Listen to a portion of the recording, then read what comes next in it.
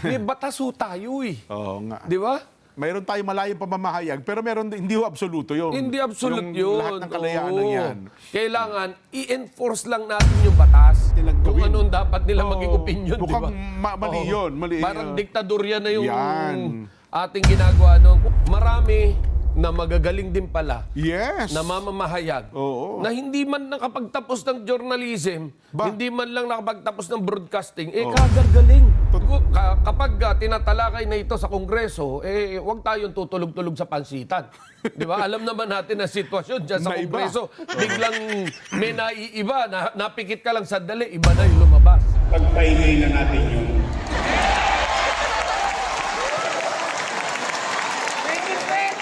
Pwede? Nasobrahan yata ng taba. Umabot ang ganito. Pwede ba? Si Apple Nieto. Tinamo mo. Tuta pa lang. Talagang akalain mo mangangagat ng kamay ng taong nagpakay sa kanya. Dadagan Balita News Update.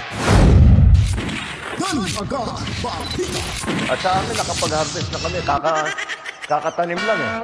Oh, so, hindi, buti na lang yung timing. Hindi, not if the, okay. It's, hindi.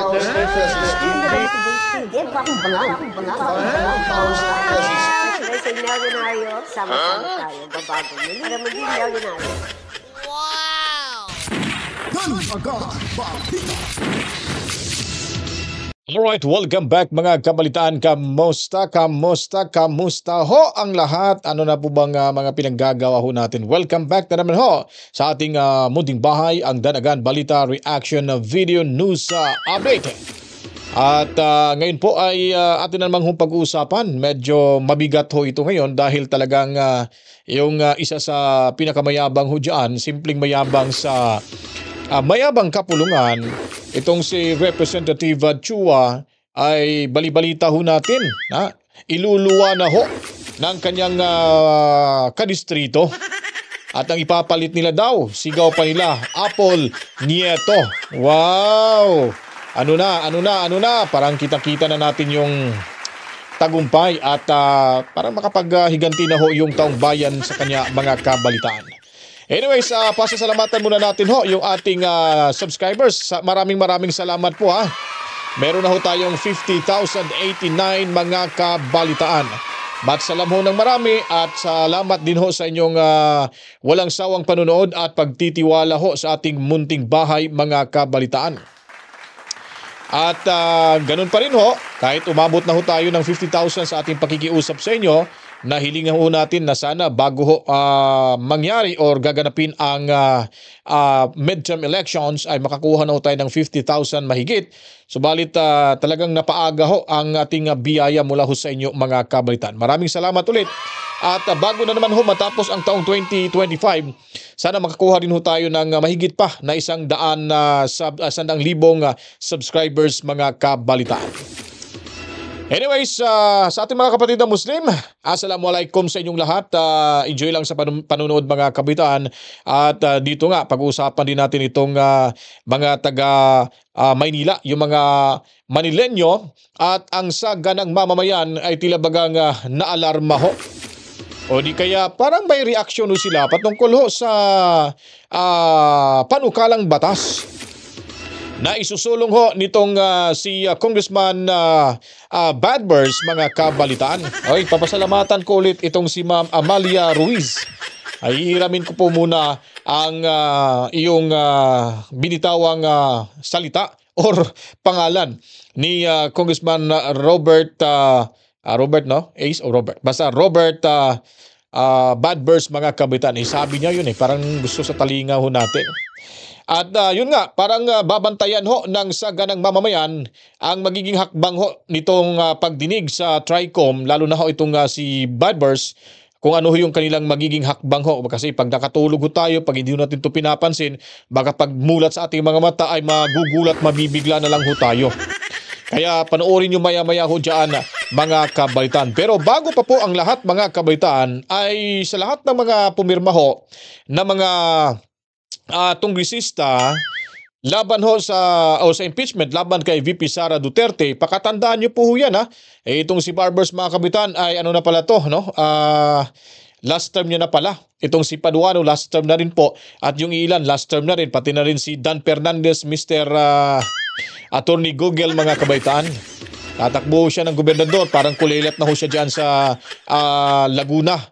At sa ibang pang mga distrito ho, pakatandaan niyo po yung inyong mga kongresista na lumagda ho laban kay VP Sara Duterte. At balita natin, umarangkada na ho, lumabas na ho yung totoong puwersa ng DDS sa Cebu, sa Davao, sa Iloilo. Well, maghahanap po tayo ng kaukulang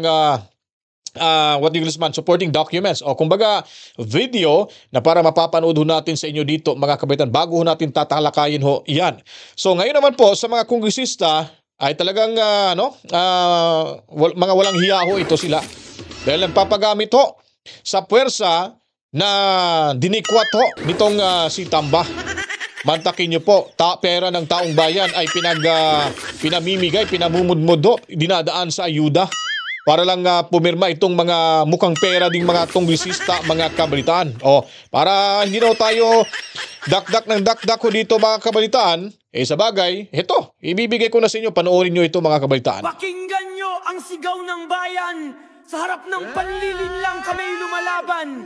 Di namin malilimutan, di namin tatanggapin ang kasaysayan ng huhusga sa inyo. Tandaan nyo yan! 215, dagdagan mo pa mga traidor sa mandato ng bayan. Iniluklok ng 32 milyon. Pero anong ginawa? Impeachment na walang basehan, isang panloloko. Halata habang gutom ang Pilipino, presyo'y walang kontrol, kawalan ng trabaho, ospital ay kulang. Pero inuunan nyo ang manira at mamulitika, mga mukhang salapi, di tunay na lingkod bayan. Maniningil ang Pilipino, tandaan nyo yan, oras nyo'y darating, may hangganan ang lahat. Sa balota kayo'y babagsak, wala nang babalikan. Maniningil ang Pilipino at kayo'y magbabayad. Alam naming laro nyo, klaro ang motibo, kapangyarihan hindi serbisyo, ganyan kayo diba? Totoo tiwala ng bayan, tinapon sa putikan dahil gusto nyong kontrolin ng gobyerno sa inyong kamay. Duterte ang pangalan, kinatatakutan nyo kaya kahit walang sala gusto nyong pabagsakin, pero mali ang kalaban nyo, mali ang inaapi nyo. Dahil kasama niya ang bayan, hindi kayo ang panalo. Maniningil ang Pilipino, tandaan nyo yan, oras nyo'y darating, may hangganan ang lahat. Sa balota kayo'y babagsak, wala nang babalikan. Maniningil ang Pilipino at kayo'y magbabayad. Babango ng masa, lalaban ang bayan, katarungan ang sigaw, hustisya ang alon. Hindi kami tatahimik, hindi kami papayag. Ang kapangyarihan ay sa taong bayan, hindi sa mga gahangan. Bantay sarado ang pangalan nyo sa listahan, di malilimutan sa susunod na halalan. Kayo ang nagbenta sa aming boto't pag-asa, ngayon kami naman ang huhusga sa inyong pagkatao. Huwag nyo kaming lokohin, tapos na ang panlilin lang, isang maling hakbang at kayo'y malalaglag. Kayo ang nagtagda ng sarili nyong kapalaran, sa kamay ng taong bayan kayo'y mapaparusahan. Maniningil ang Pilipino, tandaan nyo yan, oras nyo'y darating, may hangganan ang lahat. Sa balota kayo'y babagsak, wala nang babalikan. Maniningil ang Pilipino at kayo'y magbabayad. Kasaysayan ng huhusga, pangalan nyo'y nakatala na bilang mga traidor sa tiwala ng bayan. Pilipinas ay di bulag, di pingi, di pipi. Maniningil ang Pilipino, huwag nyong kalimutan yan. Maniningil ang Pilipino, tandaan nyo yan, oras nyo'y darating, may hangganan ang lahat. Sa balota kayo'y babagsak, wala nang babalikan. Maniningil ang Pilipino at kayo'y magbabayad.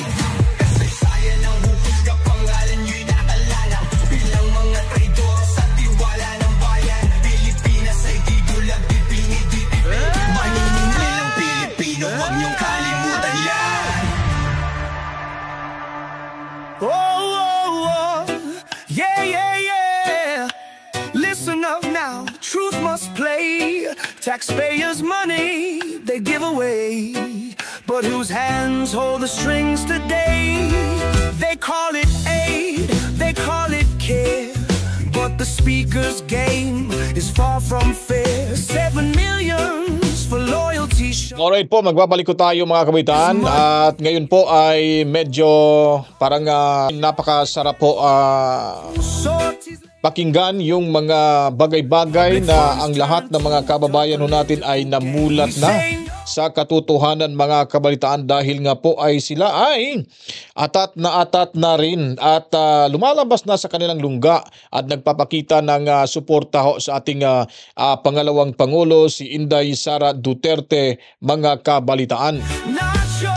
Kaya yun po, manalangin lamang ho tayo na sana pagpalain ho tayo ni Lord, lalo na malagpasan sana ang problema ho ngayon. O hindi naman talaga totally na problema, ay problema ho ng kalaban ni Inday Sara Duterte. Dahil gusto nilang patalsikin, parang sila pa'y nahihirapan, papaano ho nila ito tatanggalin sa pwesto mga kabalitaan. Anyway, dito na ho tayo sa ating paksa at ngayon po ay papakinggan ho natin dito si Mayor or Yorme Isko Moreno mga kabalitaan, dahil nga po ay may patutsada ho siya dito kay Mr. Chihuahua. Napakayabang na daw si Chihuahua. Nangangagat na daw sa daliri ni Isko o ni Yorme Moreno. Alaka. Kaya pala lumalaki na daw yung ulo nitong si Chihuahua. Una daw, napakabait. Nung tuta pa daw, sabi ni Yorme na lapit ng lapit, inalagaan, pinakain, pinabusog. Nang lumaki na din yung taba sa pisngi, ay naging parang hindi tao na raw mga kabalitaan. Nangangagat na mga kabalitaan. Kaya ang sigaw ho ng mga kabalitaan ng Manileño ay si Apple Nieto na daw ang kanilang ipapalit. Dahil yung paghuhusga ho ay malapit na, ilang tulog na lang mga kabalitaan. Panoorin ho natin dito si Yorme sa kanyang banat kay Chihuahua mga kabalitaan. Ito ay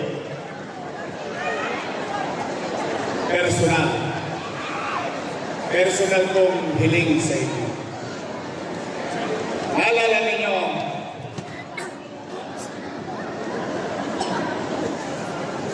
may isa tayong leader, ginawa natin konsihal. Naging konsihal.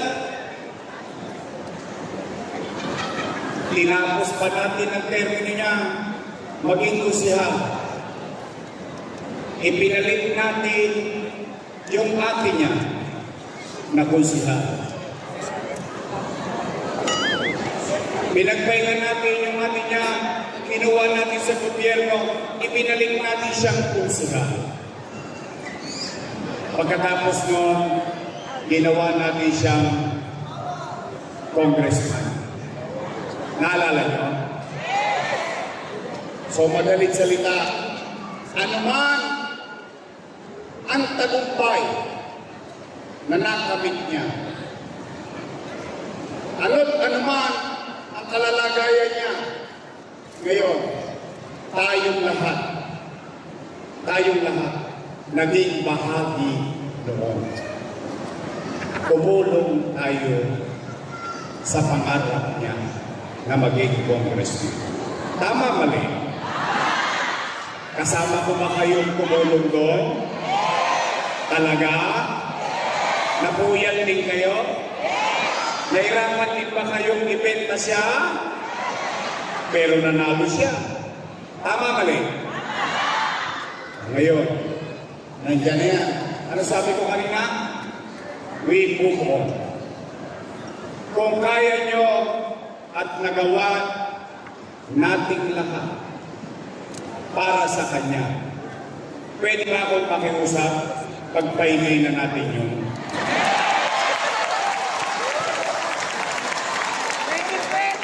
Pwede? Dati mabait eh. Naman. Hindi naman ako nagsisinungaling. Dati mabait. Ngayon, akala mo kung sino na. joke lang naman. Wala naman tayong manira. Mapapansin nito. Pinupuri pa nga natin. Dati mabait. Nasobrahan yata ang taba. Umabot ang galing.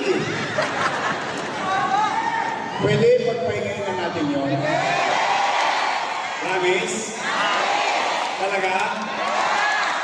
At least, ito, i-endorse ko, laging nasa kalsada. Matatagpuan.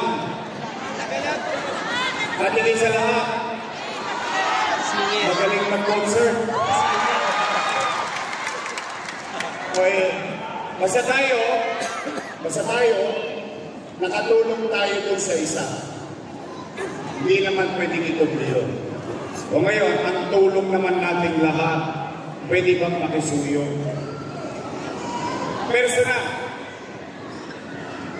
Personal kung pakisuyo sa inyo. Pwede ba ang gawin na nating congressman pagdating ng araw ng paghuhukom sa Mayo? Pwede ba si Apple Nieto?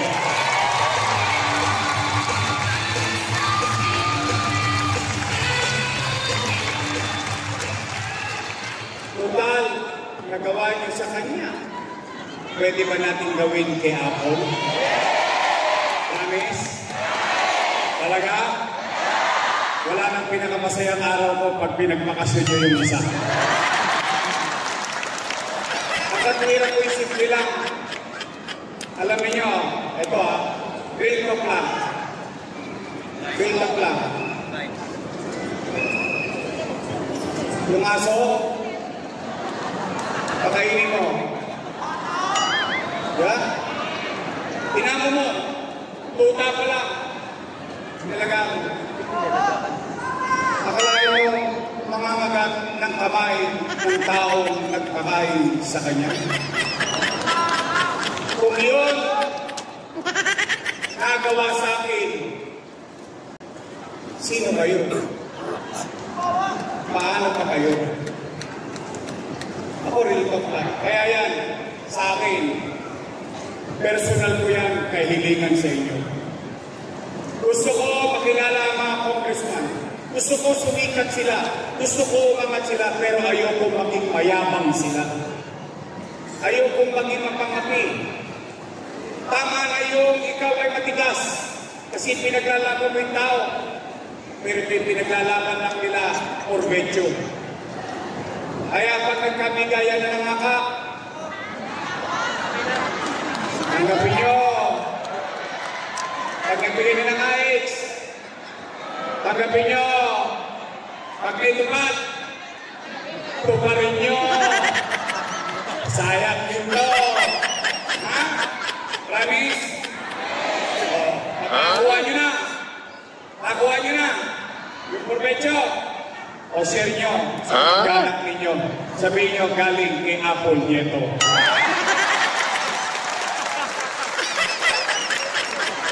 Pwede? Anim na araw ko, anim na event ko. Ngayon lang ako nakiusap ng gusto para sa inyo. Kasi kung nandudul lang kayo sa meeting, ngayon, hindi nyo makakain yung sinabi sa akin. Hindi nyo makakain. Parang hindi tao. Kung duru-duruin ka ng mga tao ang inalagaan. Kaya, total nandiyan na yan. Nakapagpubo na rin naman kayo. Marami na rin kayo napahiwalay sa mga syota nyo. Nakapupo na kayo sa buhay, we move on. Now, dito ko susukatin ang galing ng kaagapay ng District 3 ng Maynila. Tingnan natin, dahil ipinagyayabang pa, wala daw kayong bilang. Tingnan natin, nang makita niya yung hinahanap ng sakit ng katawan. Pwede?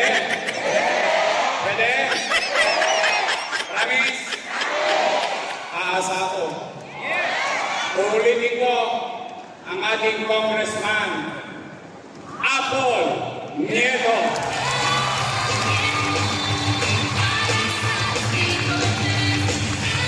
O, itong vice mayor ko, nako, may asin pa.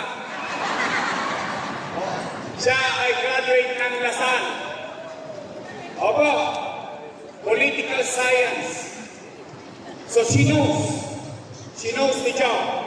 Pumaya sa kongreso, gutom sa pera ng bayan. Mga utak dito pero bulsa lang ang laman. Walang bakas na tunay para sa bayan. Walang pakialam, sariling interes lang yan ang laging una. Nagpapanggap na may malasakit pero sa totoo'y wala mga investigasyon. Pero lahat pekit pabida para sa kanila. Ang porbarong para sa atin ang barya. Habang tayo'y nagugutom, sila'y nagsasaya. Pumaya, pumaya, sila'y sakim sa yaman. Pumaya, pumaya, ang pera ng bayan kinakamkam. Ayun po, naririnig at napanood nyo ho, talagang medyo brutal to konti, no?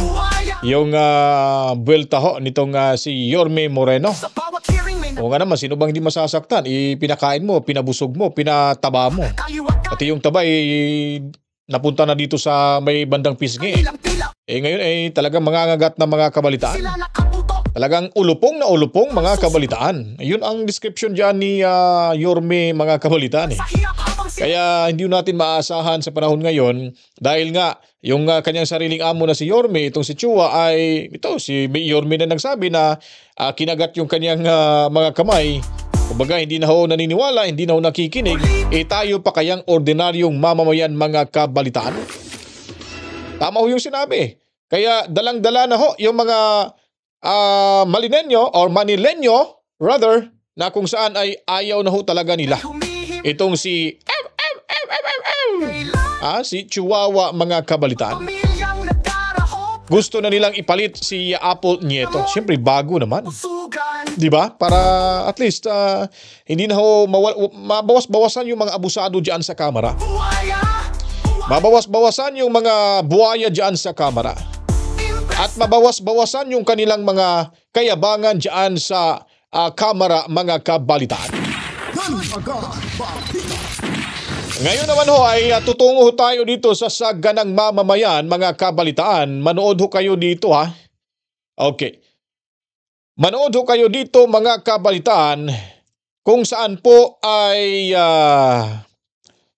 parang gustong bantayan ng saganang mamamayan ang kamera ngayong panahong ito. Dahil nga po mga kabalitaan ay meron na hong pagdududa. Meron na nga yung pagkakabahala ho mga kabalitaan. Dahil nga po itong si Congressman Badbers ay talagang gustong sakupin pati ang mundo ng social media mga kabalitaan. At tila bagang kukontrolin ang ninuman or sino mang mga content creator at mababantayan yung kanilang magiging content laban ho sa ating gobyerno. Ito ay pinalagano ng saganang mamamayan dahil ito ay hindi kaaya-aya, nasa demokratikong bansa ho tayo, subalit meron din palang mga balat sibuyas na kung saan ay hinahabol yung mga bumabatiko sa kanilang mga vloggers at identified DDS vloggers mga kabalitaan. Yun po yung kanilang mga pinagsasabi doon. Kailangan magbantay ho tayo dahil baka pag nakaidlip po tayo at pagmulat ng ating mga mata ay wala na. Huli na ho ang lahat mga kabalitaan. Kasi para kumbaga ang tono sa kanilang komento dito laban kay Kong Badbers ay hindi ho nila ito nagugustuhan. Ang magiging desisyon na yung platforms ho sa mundo ng social media ay kailangan daw makakuha daw ng prangkisa diyan sa Kongreso mga kabalitaan. Kailan pa ba ho mangyayari ho yan? At ba't gagawin po ho yan mga kabalitaan na internet lang tayo? Diba? At ang magbabayad niyan, makukuha ng prangkisa, yung Google, yung Yahoo, yung TikTok, Facebook, at kung ano-ano pa. Ang tanong dyan, kung papayag ba ito sila mga kabalitaan?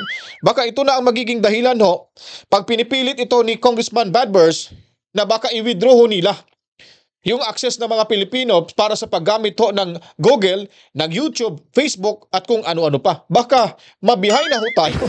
Baka babalik na ho tayo. Ha? Sa panahon ni Kupong, sino ba yun? Ni Kopong-Kopong ba yun? Yung tama ba yung pangalan nung... Basta yun. Ha? Baka magiging abnoy na ho tayo kasi aalisin na yung internet natin sa ating bansa. At saka yung mga internet provider ay aalis na rin sa bansa, hindi na rin mga kabaitaan tayo makakagamit nito. Kung pipilitin ay may batas naman ho tayo. Kung may nakikitaan hong mali, libelous at talagang paninirang puri itong content ng isang content creator, ba't ayaw na lang kasi sasampahan ng kaso? Kung bakit dadalhin pa nila diyan sa Kongreso, pag hindi maintindihan, pag hindi nagustuhan ang mga sagot, diretso sa kulungan, sa detention facility diyan sa Kamara. Ang tanong kung may bakante pa ba? Baka dadalhin kayo talaga sa totoong kulungan mga kabalitaan. Tapos election na, mag-e-election, siyempre mag-a-adjourn. Pag nakulong ka, pag meron sigurong isa, sa nakikita ko lang, baka pag meron isang nasampulan sa mga DDS vloggers na mga pinapatawag na mga talagang matatalino ay siguro baka hindi na sila babalik. Kumbaga, isususpend na siguro nila yan yung session at babalik pagkatapos ng election. Ha? Parang ganun yung sistemang nakikita ko mga kabitan. Sana hindi man lang.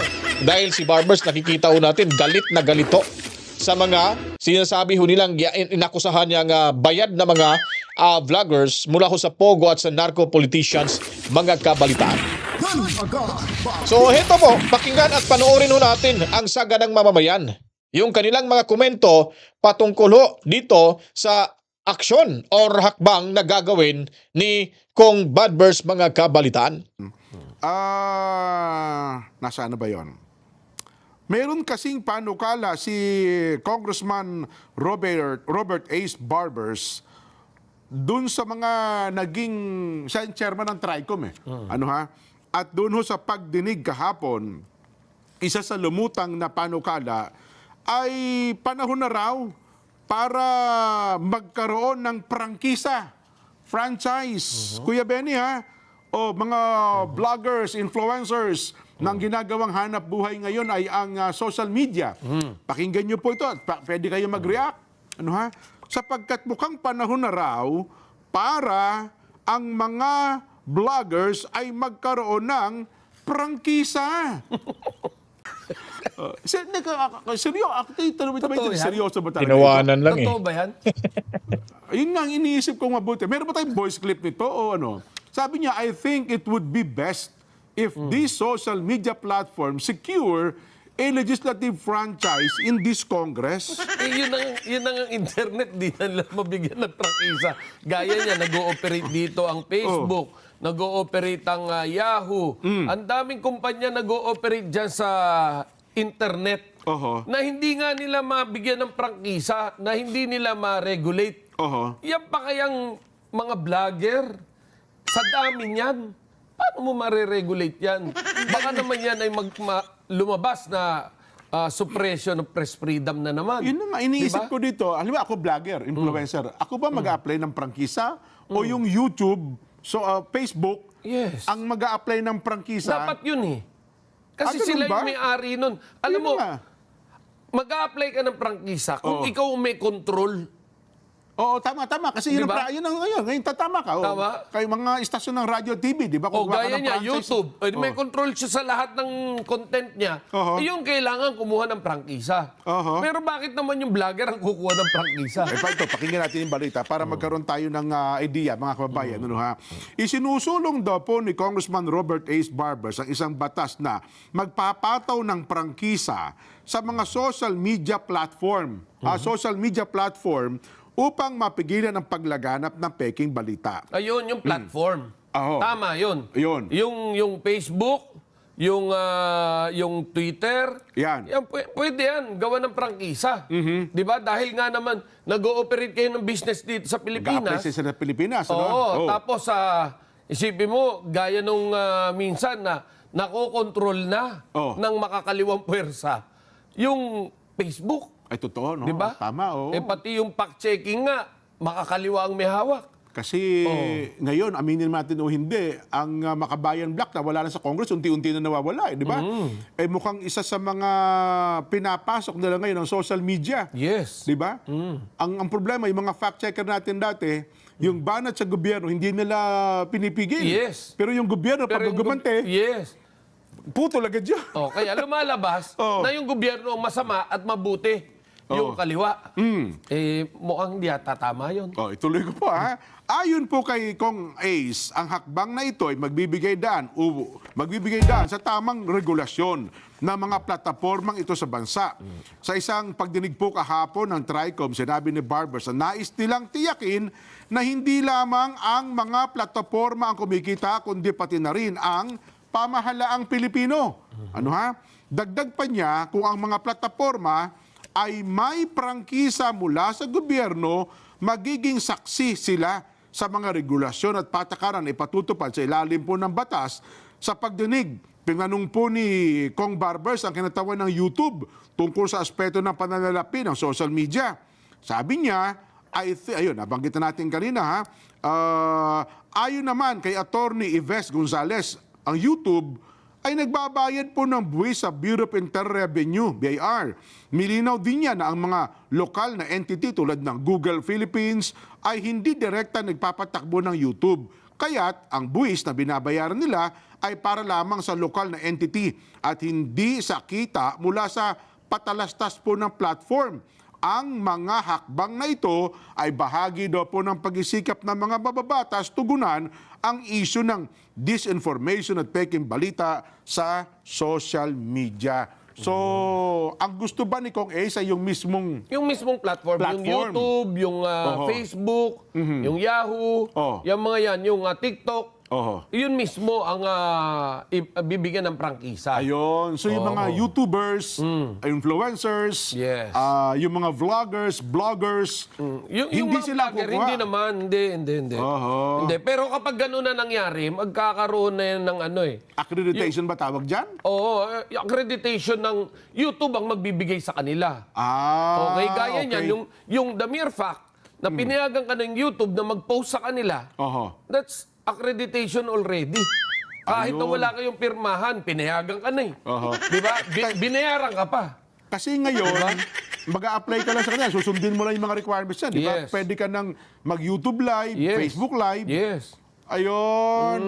So ngayon, pero kapag ang ating pong binigyan na ng prangkisa, yung mismong mga vloggers na, yung individual, iba na pong usapan yun dahil yan na ho magkakaroon ng usapin sa freedom of expression, freedom of the press. Yan na ho ang magiging problema. Kung yung platform, dahil sa ginagawa nilang negosyo yan, hanap buhay nga parang naman. yung yan parang gaya niyan, at tayo rito, Net25, kumukuha tayong prangkisa. Ay, natural yun. Tama yun. Tama yun. Pero yung pakikialaman yung programa natin, at tayo yung kukuha ng prangkisa sa Kongreso. Bawat angkor, bawat host. Hindi tama yun. Ayun. So ganun din ang plano ba dito sa mga vloggers na ito? Well, yan yung sinasabi rito, social media platforms. So yun ang pagkakaintindi ko kung yun ang gusto ni Kong Barbers. Pero siguro, kapag tinatalakay na ito sa Kongreso, huwag tayong tutulog-tulog sa pansitan. Dahil baka naman paggising natin, iba na. Di ba? Alam naman natin ang sitwasyon dyan sa Kongreso. Biglang may naiiba, napikit ka lang sandali, iba na yung lumabas. Nako. Diba? Dapat pala mabantayan ito.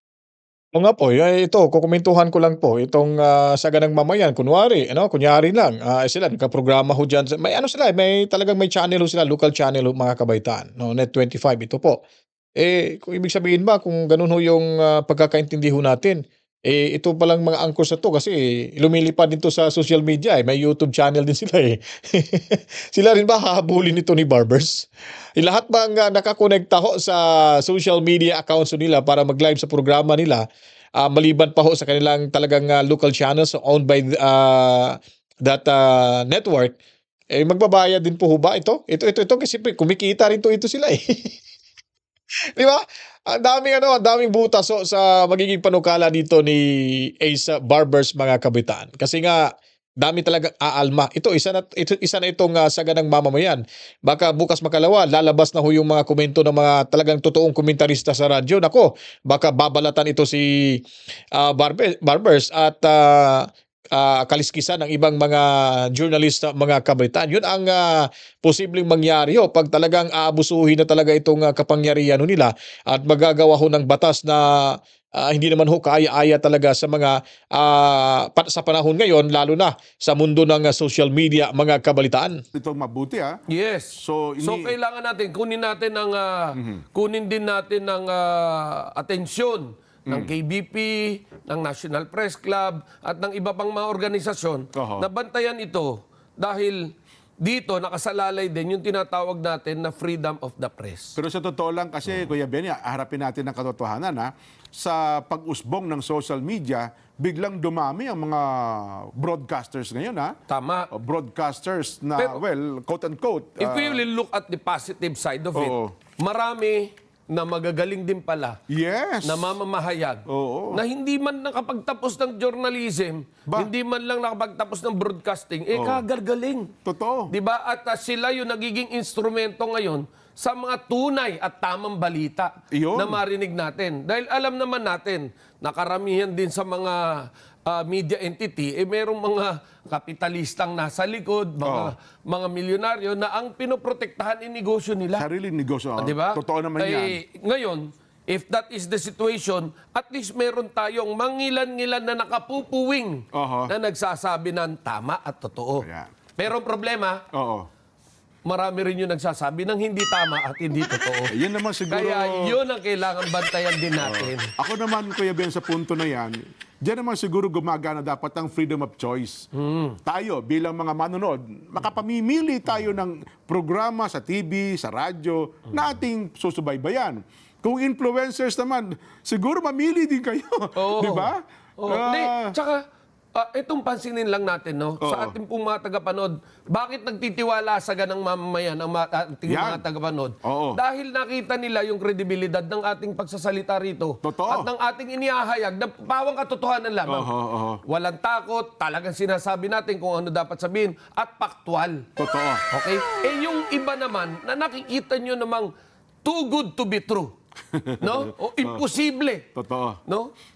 Bigla ba naman maniniwala kayo? Huwag ganun. Ang totoo, di ba, sa media naman, sa broadcast, ang ating practice diyan. Tayo, tagapagtanong, tagapaglahat ng balita, bayaan mo ang taong bayan ng magpapasya. Hindi ikaw yung mag-feed sa tao kung ano ang dapat nilang isipin at ano ang dapat nilang gawin. Kung ano ang dapat nilang maging opinion, di ba? Mukhang mali yun. Parang diktadorya na yung ating ginagawa noon. Kung kaya sinasabi nga natin dito, masyadong nag-aalala ang ating mga kongresista sa fake news. No? Ang sinasabi lang po natin dito, ang fake news po, makalusot ka ng isa, sinisiguro ko hindi ka na makakapangalawa at pangatlo. Kasi mahahalata ng tao. Diba? Mahuhuli po yan. Siguro, ang kailangan po natin palakasin yung cybercrime divisions natin or offices natin. Yung anti-cybercrime. Di ba? Yung CICC, CIDG, sa police, NBI. Sa NBI, di ba ho? At yung ating DICT, palakasin po natin yan. Dahil hanggang sa kasalukuyan, wala ho tayong nakikita na nahuhuli na nagpapakalat ng peking mga uso-uso ngayon yung troll. Ayan, ako yung troll farm. Yung troll farm. Meron na bang nahuli na may troll farm? Na nag-ooperate ng troll farm, ano? Na ipinagkakalat na si Kuya Jen hindi gwapo? Ayan. Kapag ganyan talagang dapat hinuhuli yan. Di ba?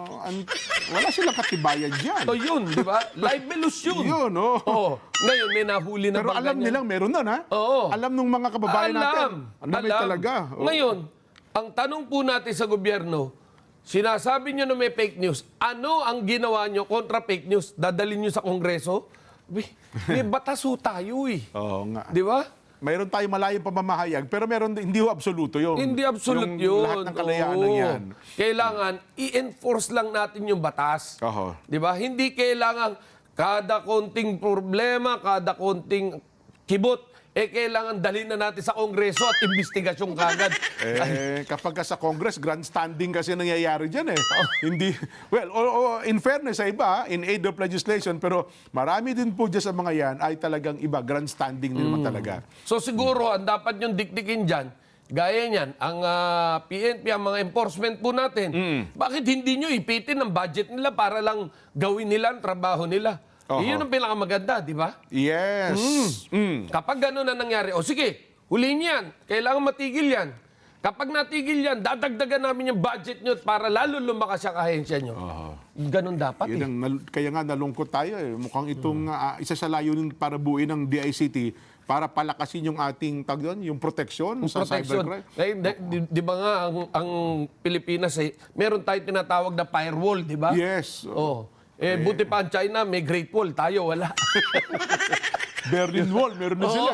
Di ba? Tayo, walang, kumbaga, tayo, prone to attack. Lalo na ng mga hacker. Nako, yun ang sana ay maabot natin, pataasin natin yung, aminin natin o hindi, mukhang malaking kabiguan ito sa part ng DICT. Sabi lang nila, napababa na po namin, napaliit na po namin. Pero magaling ang ating sekretary ng DICT. Well, sana nga. Si Ivan. Magaling si Ivan. Pero ang sinasabi nga natin, kung hindi siya tutulungan ng mga tao sa baba, abay mahihirapan ng sekretary natin. May balita nga ako, plano na rin siyang paltan, Kuya Benny. Naku. Mukhang hindi daw nasisiyahan sa performance niya. Ano bang performance ang gusto nila? Hindi ko alam. Mga politiko, blanco ang konsensya, budget report, puro blanco ang mga pahina. Pera ng bayan, ginagawang gatasan. Blank entries para'y blanco ang kaba ng bayan. Blanco! Walang kahihiyan sa pera ng bayan. Blanco! Budget puno ng kasinungalingan. Blanco sa papel, blanco sa moral. Taxpayers' money, ginagawang kural. 13 pages na walang laman. Politiko'y kumikita at taong bayan ay nalulugi. Blanco! Walang kahihiyan sa pera ng bayan. Blanco! So ayun po mga kabaitan, napakinggan nyo na ho yung pagpalago ng saganang mamamayan. Tama ho yung kanilang mga sinasabi ho dito mga kabaitan. Kaya ito ay si Congressman Badbers mga kabaitan ay talagang napaka-bad mga kabaitaan. Bad na ngayon ha? Parang gustong kontrolin yung mundo ng social media. Kung Badbers, magulos dilihi kayo. Ang daming masasagasaan nyo po dito. Oo nga naman, no? Paano ho, siyempre, kukuhanan ho ng prangkisa sa Kongreso. Paano pag umayaw ho itong social media platforms mga kabaitaan? Facebook. Sasabihin nila, sige, hindi na kami magbubukas ng Facebook dyan sa Pilipinas. Napaka-stricto nyo naman. Tapos susundan ng YouTube. Sige, wala na kami dyan. Ayaw na namin. Pabor sa kanila mga kabaitaan kasi wala nang kikisa ho ng mga DDS vloggers. Sabihin natin, yung mga internet providers ho natin sa Pilipinas, ikakat na yung connection, wala na ho lahat, nagsialisa na. Ano na lang magagawa ho natin mga kabaitaan?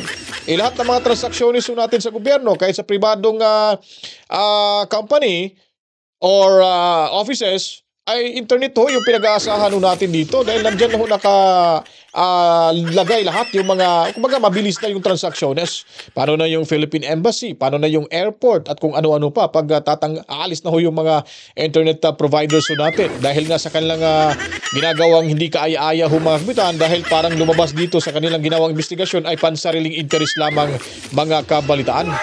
Di ba? So, yun, malaking argumento to ito at duda ako sa panukala ni Congressman Badbers ay talagang malabo itong matuloy mga kabalitaan. Marami hong hindi, kumbaga, kontragusto ho sa plano niya mga kabalitaan. Kasi kita ko paghihiganti ito, no? Dahil napahiyaw siya sa report ng ilang mga vloggers na ginawang content. Yung sabi daw na may nahuli, ewan ko sa sino sa miyembro ng kanyang pamilya. Tapos napasama yung last name ho, yung family name ho nila mga kabaitaan. Kasi politiko at kilala ho sa kanilang lugar. Siyempre yung ego ho ay talagang tinamaan. At ito na yung resback ni Kong Badbers mga kabalitaan. Pero yung rest back ho natin, malapit na ho, ilang buwan na lang, May 12 mga kabitan. Ano ba tayo ngayon? February, March, April, May 12. So, dalawang buwan almost 3 months na lang. Yung hihintayin ho natin mga kabitan, no? 2 months. Tama ho ba? Basta 2 months plus, more or less. So, kunting kembot na lang ho tayo. Tayo ay makapaghiganti na ho sa mga mayabang dyan sa mayabang kapulungan. At malamang karamihan ho sa mga lumagda ay hindi na ho ito mananalo. Kinakarma na ho sila at taong bayan na ho talaga ang nagsisigawan ho na Duterte. Mantakin mo sila Ila de Lima na padaan doon sa isang area, gumaganon-ganon, sigaw nila, Duterte, Duterte, Duterte, Duterte. Grabe. Tapos tawa-tawa lang tayo matanda. Ito namang si Bonget, pag ganon-ganon doon sa isang track field yun, sa may stage yata yun, ganon-ganon, wala bang namansin sa kanya. Itong si Jingo Estrada, di pa nga nakapagsalita, sumisigaw na yung katabi, Duterte! Duterte! Di ba? Masakit sa tenga pag gano'n, no? Dadaan mo na lang sa tao para hindi ka mahiya. Hindi kasi pinapakinggan yung taong bayan, mga kabalitaan. Kayo mga politiko, hindi porket nakaupo na ho kayo dyan, wala na hong silbi yung taong bayan sa inyo. Tandaan nyo po, babalik at kayo po'y manliligaw pa rin ho sa amin. Kung tama yung ginagawa ho nyo, wala mang problema sana. Senator Bongo, itong si Bato de la Rosa, Robin Padilla, yung sila-sila na lang dyan.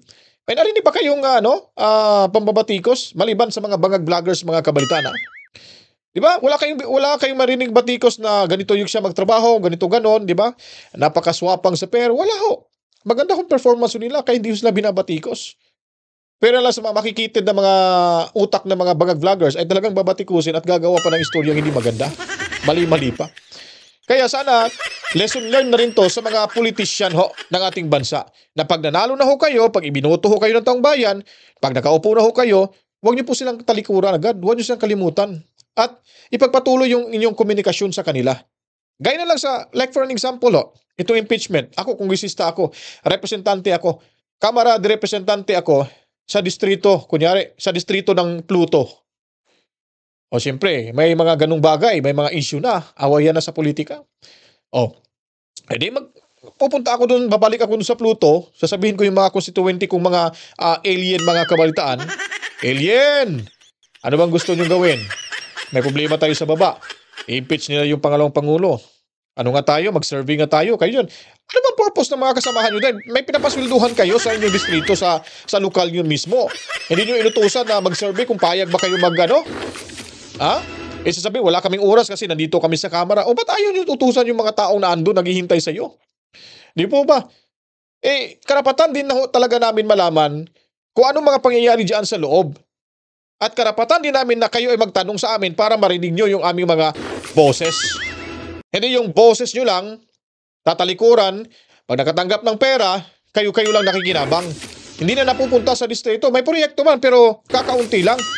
Mas malaki pa yung kickbacks kaysa naman sa proyekto dyan sa ating bawat distrito, mga kabalitaan.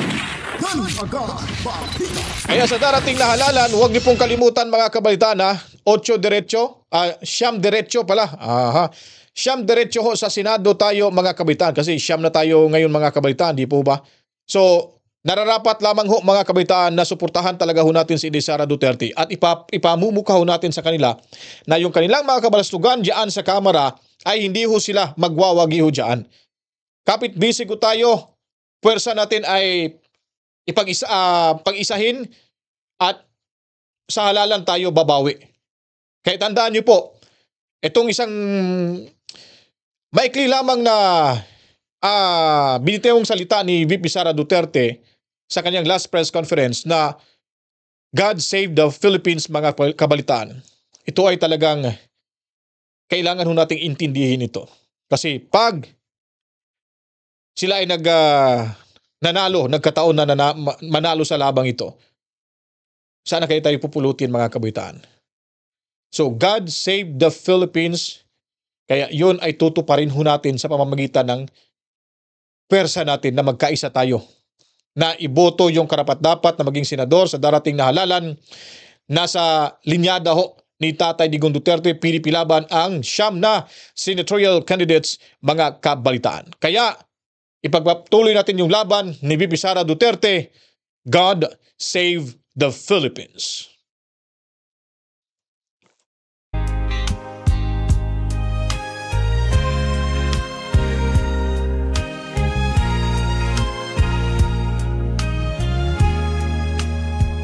They call it justice, but we see the game. A trial set to silence, to tarnish her name. While the people hunger, while the nation bleeds, they play their power games, ignoring our needs. But we are not blind, we are not weak. We stand with courage, we dare to speak. Through fire and trial, through shadows and pain, the voice of the people will rise once again. God save the Philippines, hear our cry tonight. Through the storm and through the fight, lead us through the darkest days. Shine your light, show us the way. God save the Philippines, hold our nation strong. Justice must prevail, right must conquer wrong.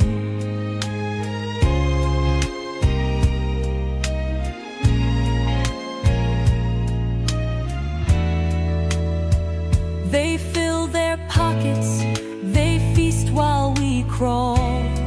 Their hands stained in gold from the people's fall.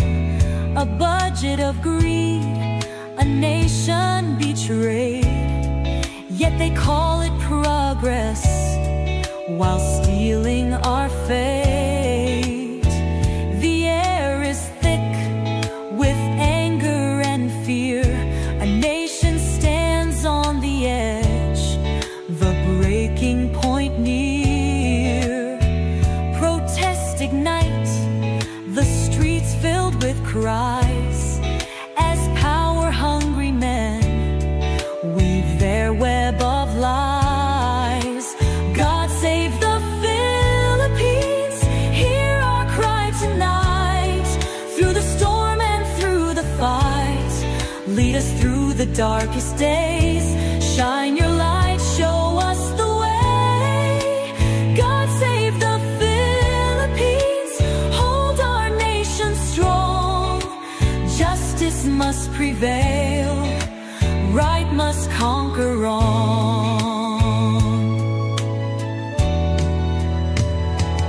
No chains can bind the truth we hold. No fear can shake a heart so bold. We stand as one, we rise as free. This land is ours, our destiny. God save the Philippines, hear our cry tonight. Through the storm and through the fight, lead us through the darkest days. Shine your light, show us the way. God save the Philippines, hold our nation strong. Justice must prevail, right must conquer wrong.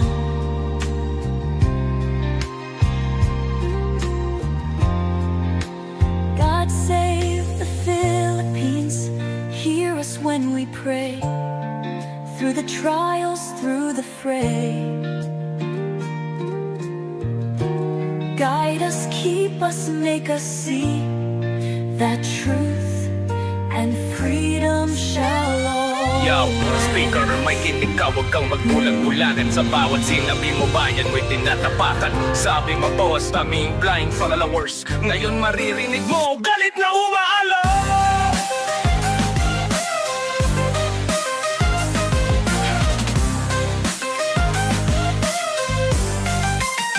Hindi ako trolls, isang mamayan may karapatan. Pilipino ako, DPP, di bulag sa inyong kahayupan. May pakialam sa kinabukasan ng ating sambayanan. Di kami takot, ilantad ang katotohanan. Speaker of the Crocs, sabi mo kami blind followers. Pero sino ba ang bulag at bingi sa sinisigaw ng bayan? Kayo'y gumagawa ng Hindi kami trolls. malingan ng puhunan. Ito po, para sa inyo dyan sa Mayawang Kapulungan. Takpan ang galit ng bayan. Bueno mga kabaitan, ayun po, napanood nyo na si Ma'am VP Sara Duterte.